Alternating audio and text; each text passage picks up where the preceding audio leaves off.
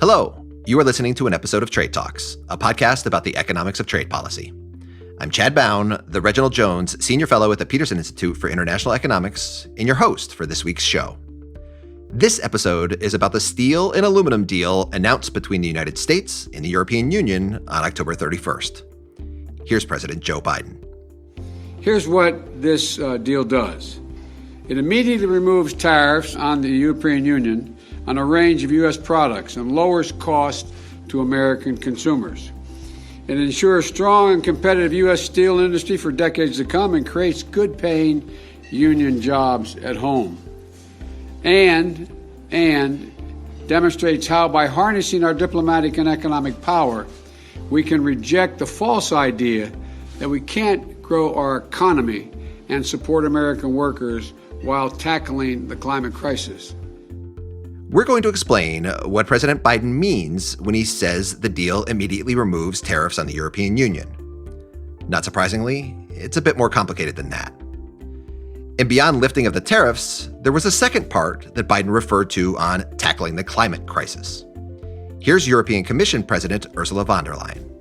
Thank you very much. And I'm also very pleased to announce that, Mr. President, you and we have today agreed to suspend the tariffs on steel and aluminium and to start the work on a new global sustainable steel arrangement.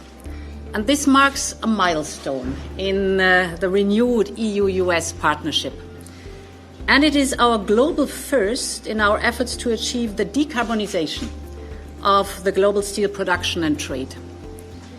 It is a big step forward in fighting climate change. To explain all this, I'm not going to be joined this week by my normal co-host, Samaya Keynes. My sincerest apologies. No worries, Samaya. We'll catch up with you later. Instead, I will be joined by my Peterson Institute colleague, Katie Russ. Katie's also a professor of economics at the University of California, Davis. Hi, Katie. Hi, Chad. I'm thrilled to be here with you this week. Where the tariffs came from. To understand the US-EU deal today, we need to go back about 20 years.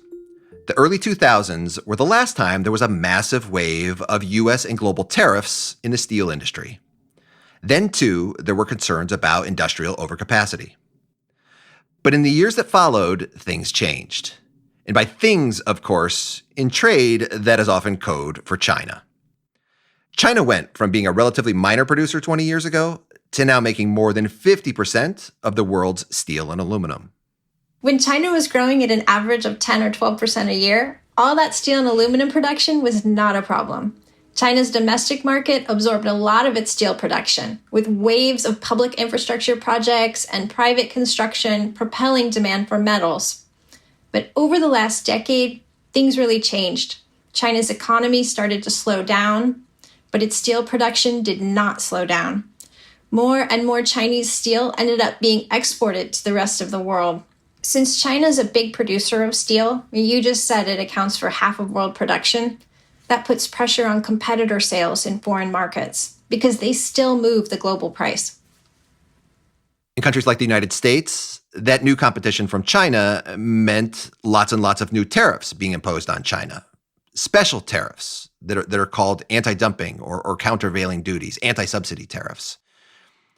In the U.S. case, those special tariffs had basically stopped all imports of steel and aluminum from China from coming in directly by 2017. But the steel and aluminum imports continued to come in. It was just from other sources. They kept coming into the United States from Europe, from Canada, Japan, and a lot of other places. And so that's the backstory. Massive Chinese production, increasing Chinese exports of steel, flooding global markets. The U.S. stops imports from China, but that doesn't really change the effect of the Chinese supply on steel prices in the global market, which means lower steel prices in all countries. And then entered Donald Trump. As a candidate for president, we all know Donald Trump had campaigned against trade, campaigned against China, threatening to impose all kinds of tariffs, including on steel. And in April of 2017, And so this is nearing the 100-day mark of the administration. And in the United States, we have this weird thing with all new administrations. The 100-day mark is when they know the media is going to start paying attention and asking whether they've accomplished anything yet. Well, that's when things start to get weird. The Trump administration announces 2 investigations into imports of steel and aluminum. That's not the weird part, though. There's historically been loads of protection in those sectors. What was weird was the law under which they were actually doing these investigations. They chose a national security law. This is Section 232 of the Trade Expansion Act of 1962. They're going to look into the question of whether imports of steel and aluminum are a threat to U.S. national security. Use of this law was something really, really new. And 10 months later, on March 1st, 2018, President Trump's tariff announcement came. It'll be 25% for steel. It'll be 10% for aluminum. And it'll be for a long period of time. I remember that day. Where were you, Chad, when that happened? I think I was in my office sitting in front of my computer, but I agree. The world has not been the same since. Now, it turns out the details of President Trump's policy didn't quite match that headline. President Trump did impose tariffs on steel and aluminum from a bunch of countries, but for the EU, Canada, and a couple of others, Trump gave them a chance to negotiate a deal with him. Some countries took him up on it. South Korea, Brazil, and Argentina, they agreed to quotas, essentially accepting limits to the volume of their exports, and in exchange, they wouldn't face U.S. tariffs. But the European Union just wouldn't agree. And unable to reach an agreement, on June 1st, the U.S. imposed its national security tariffs on about $7 billion of European exports of steel and aluminum. Europe immediately retaliated with tariffs on $3 billion of U.S. exports, including Harley-Davidson motorcycles and bourbon from Kentucky. The EU also filed a WTO dispute against the U.S. tariffs, asking WTO to rule on whether metals imports were actually a threat to national security. Do tariffs work? Tariffs are supposed to protect the domestic industry from foreign competition. To see if that was the case, we went and looked at the data from before and after the Trump administration's steel and aluminum tariffs going into effect. The first thing we looked at was, of course, capacity utilization, or how much of a plant is actually running at any point in time. The Trump administration argued that in order to stay profitable, the steel and aluminum industries really needed to be operating at least 80% capacity, and they weren't doing so before the tariffs. For steel, President Trump's tariffs were followed by a period of capacity utilization that did increase above 80%. But for primary aluminum, it never really got there, peaking at around 64%.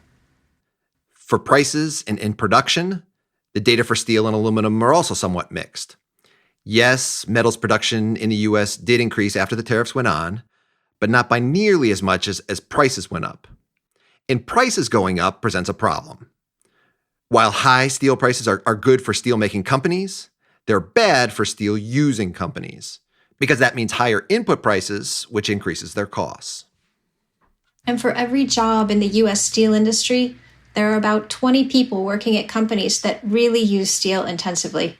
That puts those American companies at a disadvantage, since their foreign competitors do not have to pay the extra tax on their inputs.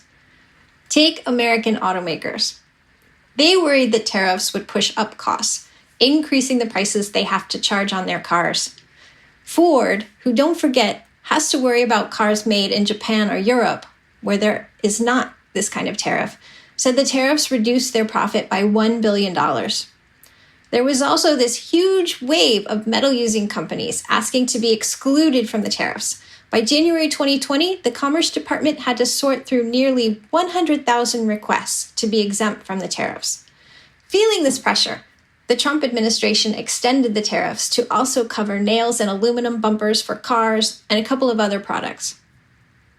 Okay, clearly we are not claiming causal evidence here because there's a lot of other stuff going on in the economy aside from the steel and aluminum tariffs. But even formal economic research has shown the importance of these sorts of effects. The tariffs appear to have had a positive but small impact on the metals industries themselves, But that was offset by bigger negative effects on the overall manufacturing sector, on jobs, and on U.S. export because of those higher costs of metals. But tariffs are also not just about economic arguments. There's also politics. A lot of steel is manufactured in important swing states like Ohio and Pennsylvania. A lot of those are unionized jobs and important for elections, including in the election for the White House in November 2020. Enter Joe Biden. Now, the tariffs probably had a pretty small effect on the 2020 U.S. presidential election. After all, there was a pandemic going on. But in January 2021, we have a change in U.S. administrations. As a candidate, Joe Biden had campaigned against the way President Trump was conducting trade policy. Though he shared many of the same concerns, especially when it came to China, Biden promised that if elected, he was going to do trade policy differently. In particular, he wanted to work with allies, and especially the European Union. But before the US and EU could work together on things like China, the new US president needs to resolve a number of inherited trade conflicts with Europe. And so, over the first 10 months of the new US administration, they do some fairly big things. They figured out how to resolve differences in the decades-long disputes over aircraft subsidies to Boeing and Airbus. They worked out a global corporate tax deal, which put off concerns the US had with France and other European countries' digital services taxes on American tech firms. That meant the US did not need to retaliate with the tariffs the Trump administration had been threatening. In September in Pittsburgh, a bunch of US and European officials also met in person to kick off their new Trade and Technology Council. All the while, though, no deal on steel and aluminum. And this is a problem. The European countries they're big NATO allies, so they're offended by this idea that they might still be a threat to America's national security, this law under which President Trump had imposed those steel and aluminum tariffs. But economically, the European steel industry is increasingly suffering too. Since the U.S. tariffs had gone on in 2018, their exports to the United States had cratered. And since then, countries that had also been hit with tariffs, like Canada and Mexico, had reversed themselves and signed deals with the United States, accepting quantity limits on their exports in exchange for the U.S. getting rid of its tariffs. The result of all that has been that Canada and Mexico's exports of metals to the United States were mostly back to pre-2018 levels. But this wasn't the case for European steel. And so this October 31st announcement was a big deal from the European side. The October Agreement. Okay, Katie, let's dig in. What's actually in this thing? Well, to start, we should be clear. This deal is not rolling things back to pre-Trump. It's not promoting free trade in steel and aluminum, but it's still big. On steel, first they agreed to a tariff rate quota, 3.3 million metric tons of EU steel arriving to the US each year will enter completely duty-free. Then they also said that all European steel that had already been granted product exclusions in 2021 by the US Commerce Department, those can now enter the US without tariffs as well. Now, the announcement doesn't specify how big that second group is, but the EU Trade Commissioner reportedly said in a press briefing that amounted to 1.1 million metric tons. Combined, that 3.3 plus 1.1 million metric tons means a total of 4.4 million metric tons of steel from the EU now can come into the US with no tariffs. That aligns with what EU steel exports to the US were on average between 2015 and 2017, and is much higher than what has been coming in lately. The European Steel Industry Association, Eurofer, they said they were pretty happy with the deal, as was the American Iron and Steel Institute and the United Steelworkers Union. Interestingly, though, both the European and American aluminum associations were not in favor of the deal. Though to be fair, those two were also not in favor of the original 10% Trump tariffs either. Though they both share concerns with the U.S. government about China, realistically, they want transatlantic free trade in aluminum and not this sort of managed trade. And in this instance, they ended up getting a quota too. Now, there were a couple of other interesting details of the agreement that I do want to highlight. First, Unlike the absolute quotas agreed by South Korea, Brazil, and Argentina for steel and aluminum in 2018, the EU deal is a tariff rate quota. And what that means is if, for some reason, say, demand booms, European exporters can always ship more to the United States than what's in the quota. They'll just need to face an additional 25% tariff. That's different from those earlier deals of those other countries, which were absolute quotas. They were hit with strict limits, couldn't sell to the United States anymore, even if they were willing to pay the tariff. The second thing is the US-EU agreement also got rid of any US tariffs on those European steel-using products that Trump added to the list in January of 2020. Bigger picture, let's talk about other parts of the deal. The EU agreed to remove its retaliatory tariffs on Harley-Davidson's and $3 billion worth of other US exports. The EU also said it would not impose the next round of tariffs that they had promised on another potential $4 billion of US exports, and those were scheduled to go in place on December 1st. The EU also suspended its WTO dispute against the US national security tariffs. Ending the WTO dispute over these national security tariffs is potentially important. The argument all along has been that politically, we don't want this dispute to have to be litigated at the WTO. It's a lose-lose for the World Trade Organization to have to rule on whether anyone's policy is protecting its national security or not. If the WTO were to rule yes, that would just give license to any country to impose a protectionist policy and then claim it was in their national security interests. But if the WTO were to rule no, this would feed into the narrative that the WTO's encroaching on countries' national sovereignty. The problem, though, is that this WTO dispute issue is not going away. A number of other countries, including China, Russia, Norway, Switzerland, and India, have brought the same dispute against the United States. And I checked with some lawyers, and those disputes are still ongoing. Unless the United States also figures out how to settle with all of those other countries, any one of them could force the WTO to rule on this national security issue. The other potentially big thing they said is what Ursula von der Leyen highlighted. They would negotiate a global arrangement on sustainable steel and aluminum. So not a bilateral arrangement, but a global arrangement. Who knows what this would mean? Not much detail available yet. Maybe it will mean the Europeans trying to get other countries to come around to their model on carbon border adjustments. That's a border tax for steel and aluminum. And that's what they proposed in July.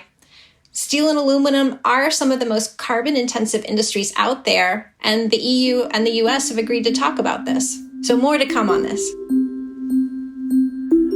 Why they did this. Let's start with the economics. That's my favorite part. These tariff rate quotas are not a return to free trade. They are essentially what we call voluntary export restraints. But if free trade is not an option, for an exporting company, a voluntary export restraint can be much better than a tariff. With limits on steel exports, the price of steel in the US will remain high, and that ends up working like collusion because the quota is satisfied by exporters all holding back some of their product. The exporters like this. European steel companies get the benefit of the higher price when they're selling to the US, instead of this extra margin going to the US Treasury as tariff revenue. So while shifting from a tariff to a voluntary export restraint is bad for the US Treasury and overall US economic well-being, from the perspective of the European Union, the economics of this deal make sense. In terms of the law, though, which is another thing that the EU typically likes, turns out VERs are discouraged under WTO rules. In fact, they're supposed to be banned under the WTO agreement on safeguards. And so, as a technical, nerdy WTO point, this now makes things a little bit awkward for the EU's legal arguments because they've been claiming all along that the American steel and aluminum tariffs were safeguards and not national security tariffs. And it was that safeguards justification that they used to explain their retaliation back in 2018. The one other thing that I can't help wondering about involves anti-dumping. What happens in the future if some of those 4.4 million metric tons of tariff-free EU steel exports become eliminated because the U.S. industry files an anti-dumping case? As far as I could tell, there was nothing in the announcement about that type of issue. And finally, in terms of what's next, there are still other allies out there that are being hit with these U.S. national security tariffs on steel and aluminum. The Biden administration announced also on October 31st that it was undertaking consultations with other friends like Japan and the UK. So maybe we will also see these sorts of tariff rate quotas being extended to them sometime soon as well. Okay, Katie, let's wrap this up by talking about big takeaways. Good or a bad deal? Well, it's encouraging to see the US and the EU work together and come to an agreement after such an extended conflict. I mean, the agreement may not be perfect, but it removes a major obstacle to forward progress on other issues that both of them are concerned about, like China. But a big question for me is, will it reduce costs for US companies who use steel and aluminum? There has been a huge run-up in steel and aluminum prices over the last couple of months. So will this be enough to help American manufacturers who rely on steel and aluminum for what they make? The tariffs on steel from the EU will be gone, but the quotas by design also work to keep the domestic prices high. I would agree with all those points. For me, the big lingering question is whether this gets the world closer to resolving issues the US and EU jointly have with China that neither the US or EU can tackle on its own. Or is this the two of them giving up and attempting to create a world with two different economic systems? One system that is less carbon intensive, less state interventionist, and that would end up with one metals market that would include the US, EU, and other like-minded economies. And then a second that would include China and other countries that might share or at least not be put off by the Chinese approach. The economics of that sort of market segmentation would be incredibly hard to pull off, but in theory, maybe some of it would be possible. But the fact that we live on only one planet means that for climate purposes, we can't really have two different carbon intensity clubs. On climate especially, the three of them have to work together. And that is all for Trade Talks. A huge thank you to Katie Russ at the Peterson Institute and University of California, Davis for co-hosting this episode with me. Thanks for having me, Chad. Thanks also to my Trade Talks co-creator, Samaya Keynes. My sincerest apologies. Thanks also to Colin Warren, our audio guy. Do follow us on Twitter. I'm at Chad Bown. And I'm at Katie Russ. And we are on @trade__talks. That's not one but two underscores, @trade__talks.